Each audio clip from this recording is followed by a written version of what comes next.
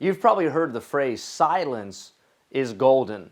Something that is gold or made of gold is something very valuable and very precious. Well, the sentiment of that statement is sometimes not saying anything, being silent, is a very valuable attribute, a very precious thing to have in our life. I think about what they say about the Lord in the Old Testament, how that He was reviled and He was scorned and He was lied about. There was scandal put on His name, but in all that He said He opened not His mouth. He was like a sheep or a lamb before its shears. He was dumb. He didn't open His mouth. He just stayed silent and did not respond.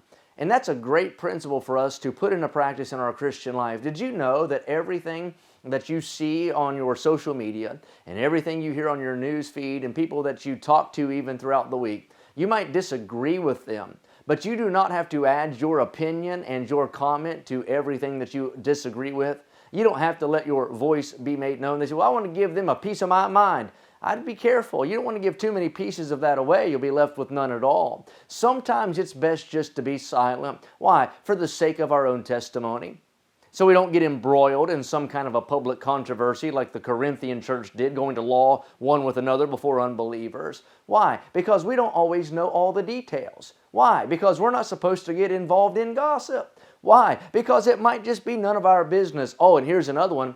Maybe my opinion and your opinion isn't all that important anyhow. Sometimes it's best just to be silent, not to respond, not to reply, not to offer our opinion on any kind of an issue. Sometimes it's just better to sit back and observe. I had somebody tell me one time when I was starting out in the ministry, they said, Brother Cooper, the smartest man at the table is usually not the loudest.